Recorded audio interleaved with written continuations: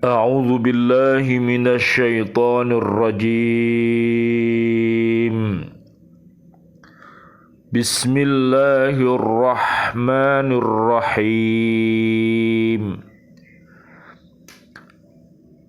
فمن حاجك فيه من بعد ما جاءك من العلم فقل تعالوا ندع أبناءنا وأبناءكم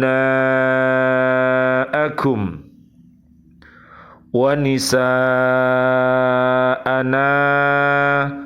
ونساءكم وأنفسنا وأنفسكم ثم نبتهل فنجعل لعنة الله على الكاذبين. Sadaqallahul azim. Siapa yang membantahmu dalam hal ini setelah engkau memperoleh ilmu, katakanlah Muhammad, marilah kita panggil anak-anak kami dan anak-anak kamu, istri-istri kami dan istri-istrimu, kami sendiri dan kamu juga. Kemudian marilah kita bermubahalah agar laknat Allah ditimpakan kepada orang-orang yang dusta. Maha benar Allah dengan segala firman-Nya dan Dialah yang Maha Agung. Ruya ar-Rasulillahi sallallahu alaihi wasallam annahu qala li Abi Dzarril Ghifari radhiyallahu anhu, ya Aba Dzarrin, jaddidis safinata fa innal bahra amiqun wa khudiz zata kamilan fa innas safara ba'idun wa khaffifil himla fa innal aqabata ka'udun wakhlisil amala fa innan naqida basirun. Rasulullah Muhammad sallallahu alaihi wasallam, Allahumma shalli wa sallim alaih, beliau pernah berkata kepada Abu Dzarrin radhiyallahu an, hai Abu Dzarrin, perbaharuilah kapalmu atau perahumu karena lautan itu sangat dalam. Ambillah perbekalan secara sempurna, karena perjalanan itu jauh sekali. Kurangilah beban, karena tanjakan itu bagaikan gunung. Dan ikhlaslah amal, karena zat yang bernilai baik dan buruk maha melihat. Abu Dzar berarti bapaknya Dar. Nama sebenarnya adalah Jundub bin Jinadah. Perbaharuilah perahumu, maksudnya ahsinin niyata fi kulli ma ta'ti wa tadaru liyah sulalakal ajru wan najatu min adabillahi ta'ala. yakni ikhlaslah niat dalam segala amal yang engkau kerjakan, agar memperoleh pahala dan selamat dari siksa Allah subhanahu wa ta'ala. Fa innal bahra amikun, maksudnya kehidupan dunia itu bagaikan samudra yang dalam, penuh dengan gelombang maksiat, godaan, halangan, dan rintangan. Zadun, perbekalan, maksudnya takwa, yakni melaksanakan perintah Allah dan menjauhi larangannya. As-safaru, maksudnya perjalanan dunia menuju akhirat itu sangat jauh. Jalannya terjal, penuh liku-liku, dan melelahkan sehingga sulit untuk ditempuh. Wa khaffifil himla, kurangi beban, maksudnya sederhanakanlah urusan dunia. Al-aqabatu, tanjakan menuju akhirat itu bagaikan tebing yang tinggi dan curam. Rasulullah Muhammad sallallahu alaihi wasallam, Allahumma shalli wa sallim alaih, beliau bersabda kepada Mu'ad bin Jabal radhiyallahu an, ikhlaskanlah niat. Hal itu tentu cukuplah bagi amalmu yang sedikit. Maksudnya, amal itu harus disertai niat yang ikhlas. Tanpa niat yang ikhlas, amal seseorang tidak akan diterima. Meskipun banyak, tapi dengan ikhlas, amal sedikit pun besar artinya di sisi Allah Subhanahu wa ta'ala. Qala syairu, fardun 'alan nasi ayyatubu, lakinna tarkad dunubi aujabu.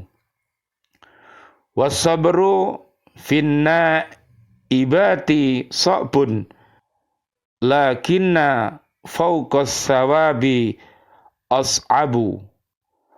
Wadahru fi sarfihi ajibun, lakin ghaflatun nasi a'jabu. Wa kullu ma qad yaji'u qaribun, la kinil mautu min daka aqrabu.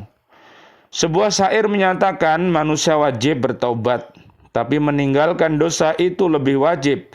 Sabar dalam menangani musibah itu sulit, tapi hilangnya pahala sabar lebih sulit.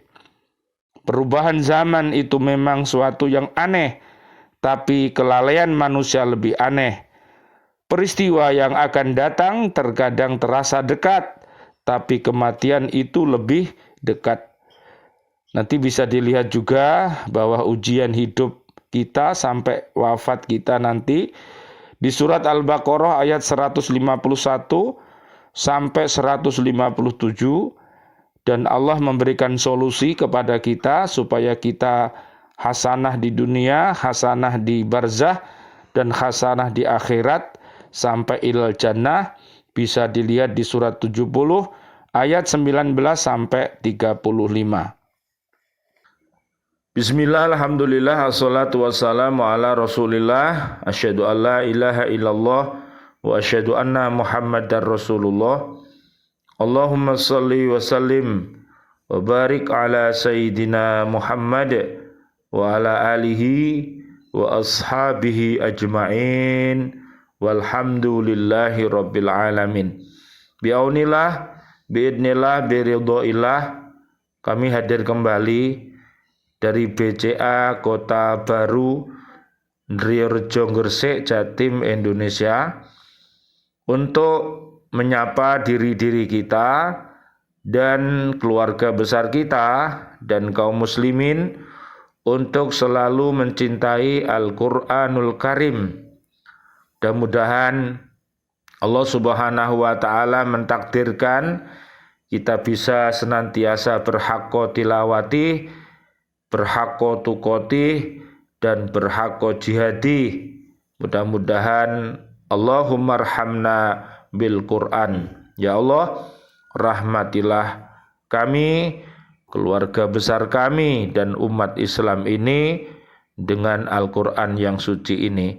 Mudah-mudahan Islam kita, iman kita, dan ihsan kita bisa tumbuh subur, berkembang, dan berbuah menjadi orang-orang yang bermanfaat baik bagi dirinya, keluarga besarnya, dan juga umat Islam. Nanti bisa dilihat di surat Ali Imran ayat 104 dan juga di Ali Imran ayat 110. Allahumma arinal haqqo haqqo warzuqna ittiba'ah wa arinal batila batila warzuqna jatinabah. Amin ya rabbal alamin. Kita lanjutkan kajian kita di surat Ali Imran, surat yang ketiga ayatnya 61. Dalam ayat ini Allah Subhanahu wa taala memerintahkan kepada Nabi Muhammad sallallahu alaihi wasallam, Allahumma shalli wa sallim alaihi, bila masih ada orang yang membantah kebenaran berita tentang kejadian Nabi Isa alaihi salam sesudah mendapat penjelasan, hendaklah mereka diajak bermubahalah untuk membuktikan siapa yang benar dan berdoa kepada Allah Subhanahu wa taala menjatuhkan laknatnya kepada orang yang berdusta. Mubahalah ini sebagai pencerminan dari kebenaran kepercayaan itu. Allah Subhanahu wa taala memerintahkan kepada Nabi Muhammad sallallahu alaihi wasallam, Allahumma shalli wa sallim alaih, agar mengundang keluarga masing-masing baik dari pihaknya maupun dari pihak mereka yang terdiri dari anak-anak dan istri untuk mengadakan mubahalah ini. Di dalam ayat disebutkan lebih dahulu istri dan anak-anak Nabi dalam mubahalah, karena seseorang lebih mengkhawatirkan diri keluarganya daripada dirinya sendiri. Hal ini mengandung pengertian bahwa Nabi Muhammad sallallahu alaihi wasallam, Allahumma shalli wa sallim alaih, percaya dengan penuh keyakinan bahwa bencana yang tidak dikehendaki sebagai akibat dari mubahalah itu tidak akan menimpa keluarganya dan dirinya. Kemudian ayat ini dikenal sebagai ayat mubahalah.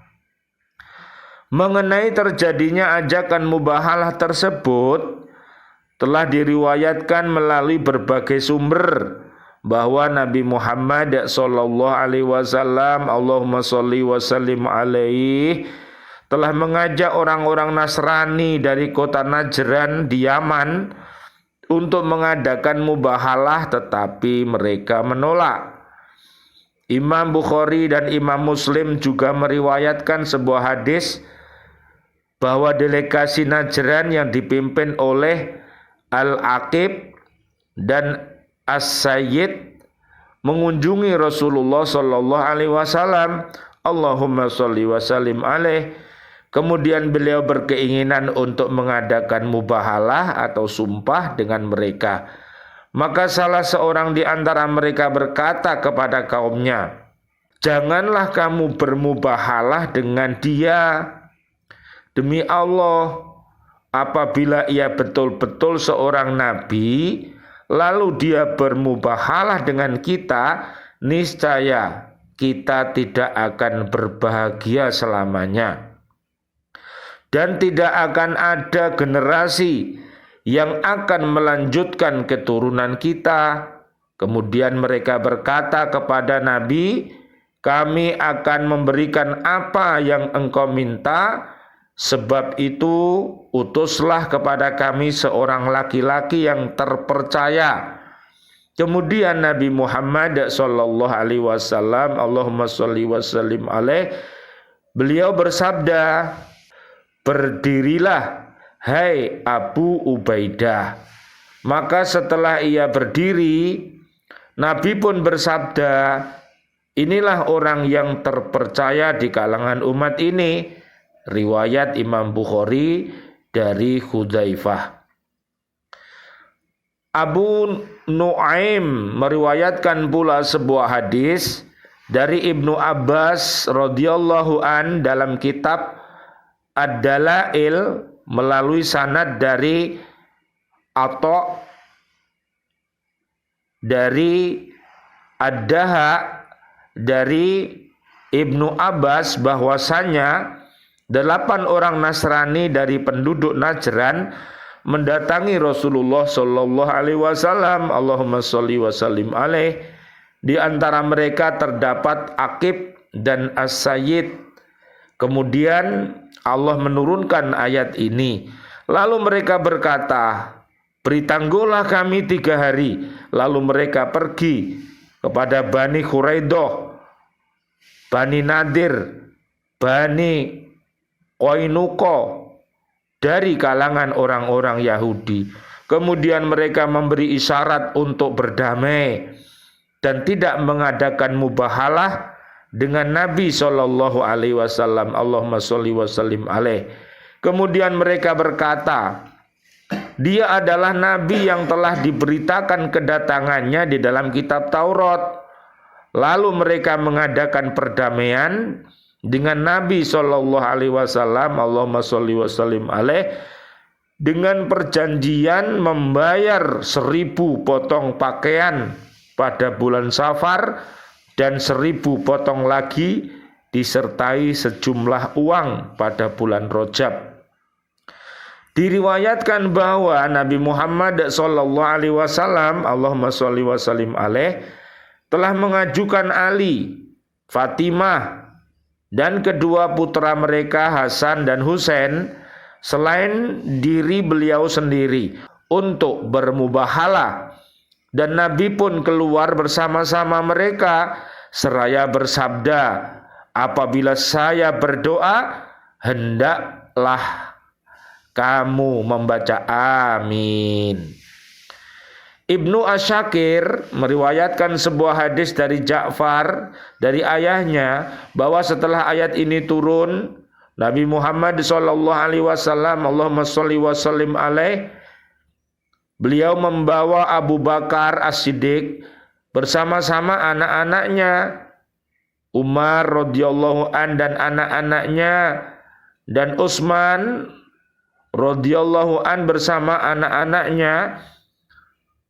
Dapat dipahami dari ayat ini bahwa Nabi Muhammad Shallallahu Alaihi Wasallam, Allahumma sholli wa sallim alaih, telah memerintahkan untuk mengundang orang-orang yang menentang hakikat kejadian Nabi Isa alaihissalam dari kalangan orang-orang ahli kitab untuk berkumpul, baik laki-laki, perempuan ataupun anak-anak, dan juga Nabi mengumpulkan orang-orang mukminin, baik laki-laki, perempuan atau anak-anak. Mereka pun mengajak bermubahalah kepada Allah Subhanahu wa taala agar Dia melaknat orang yang sengaja berdusta. Ajakan Nabi Muhammad sallallahu alaihi wasallam, Allahumma sholli wa sallim alaih, untuk bermubahalah itu menunjukkan adanya keyakinan yang penuh terhadap kebenaran apa yang beliau katakan. Sebaliknya, keengganan orang-orang Nasrani dan Yahudi yang diajak untuk bermubahalah menunjukkan alasan dan kepalsuan kepercayaan mereka. Inilah kisah-kisah Nabi kita Muhammad sallallahu alaihi wasallam, Allahumma sholli wa sallim alaih. Kita sebagai umatnya hendaknya selalu membaca kisah-kisah di dalam Al-Quran ini yang terindah, yang terbaik ada di surat Yusuf mulai ayat 1 sampai ayat 111, dan di dalam Al-Quran 114 surat 6.236 yang isinya tentang akidah, syariah, ibadah, muamalah, kisah-kisah, dan berbagai macam ilmu. Yang paling banyak di dalam Al-Quran adalah kisah-kisah.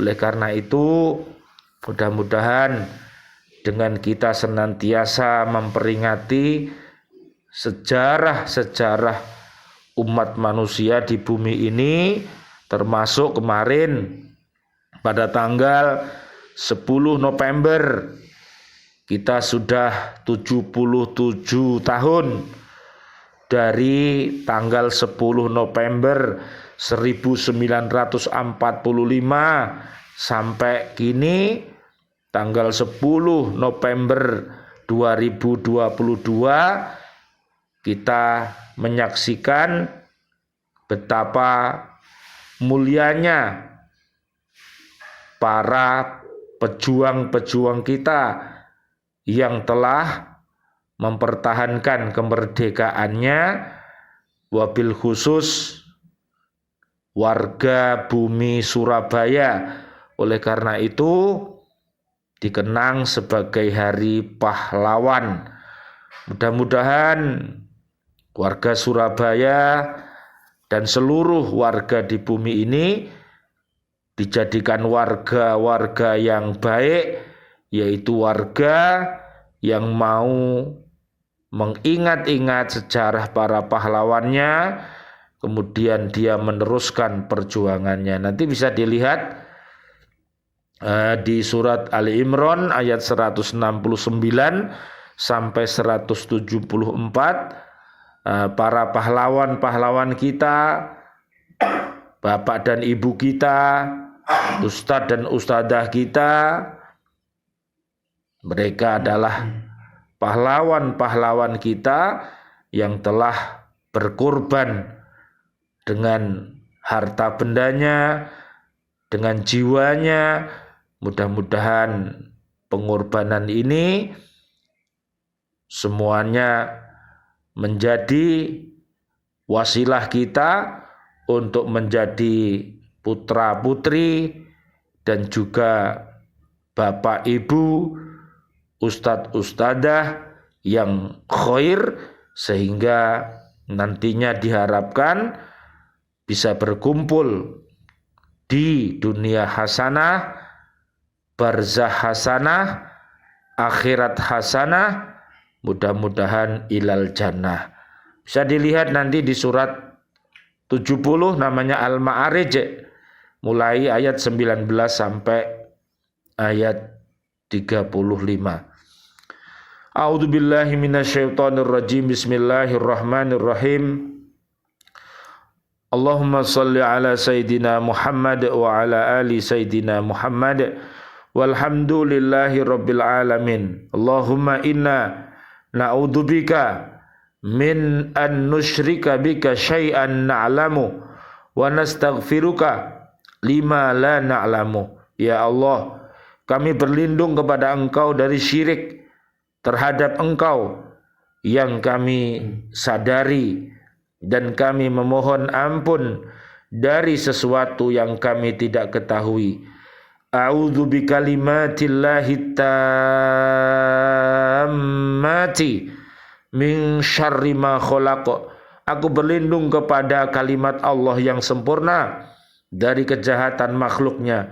Allahumma inni a'udzubika minal hammi wal khuzni wa a'udzubika minal ajzi wal kasali wa a'udzubika minal jubni wal bukhli wa a'udzubika min ghalabati daini wa qahri rijal. Ya Allah, aku berlindung kepadamu dari rasa sesak dada dan gelisah, dan aku berlindung kepadamu dari kelemahan dan kemalasan, dan aku berlindung kepadamu dari sifat pengecut dan kikir, dan aku berlindung kepadamu dari dilingkupi utang dan dominasi manusia. Allahumma afini fi badani, Allahumma afini fi sam'i, Allahumma afini fi basari, la ilaha illa anta. Ya Allah, sehatkanlah badanku. Ya Allah, sehatkanlah pendengaranku. Ya Allah, sehatkanlah penglihatanku, tiada Tuhan selain Engkau. Rabbana taqabbal minna sholatana wa siyamana wa qiyamana wa ruku'ana wa sujudana wa tahlilana wa tasbihana wa tadarru'ana wa ta'abudana wa tamim taqsirana ya Allah ya arhamar rahimin. Ya Allah, ampunkanlah dosa-dosa kami, dosa bapak dan ibu kami, dosa bapak ibu guru-guru kami, dan dosa istri suami kami, dan juga anak cucu kami, siswa-siswi kami. Ya Allah, ampunkanlah dosanya seluruh kaum muslimin dan kaum muslimat. Ya Allah, berikanlah panjang umur kepada kaum muslimin, kaum muslimat yang masih hidup. Panjang umur bil barokah wa bit ta'atillah sihah wal afiyah, dan wafatkan kami ya Allah dalam keadaan husnul khotimah. Amin. Ya Allah, turunkanlah ampunan dan kasih sayang-Mu kepada bapak kami, ustadz-ustadzah kami, dan seluruh kaum mukminin mukminat, para pahlawan-pahlawan kami yang sudah sumare, yang sudah wafat meninggalkan kami. Ya Allah, jadikan kami sebagai penerus perjuangan baik mereka. Ya Allah, kumpulkan kami di dunia ini dengan hasanah, di barzah dengan hasanah, di akhirat dengan hasanah, dan kumpulkan kami ilal jannah bersama Nabi Muhammad sallallahu alaihi wasallam, sebagaimana yang Kau firmankan di surat An-Nisa ayat 69 sampai 70. Rabbana atina fid dunya hasanah wa fil akhirati hasanah wa qina adzabannar. Amin ya rabbal alamin. Wal afu minkum. Wassalamu alaikum warahmatullahi wabarakatuh. Waalaikumsalam warahmatullahi wabarakatuh.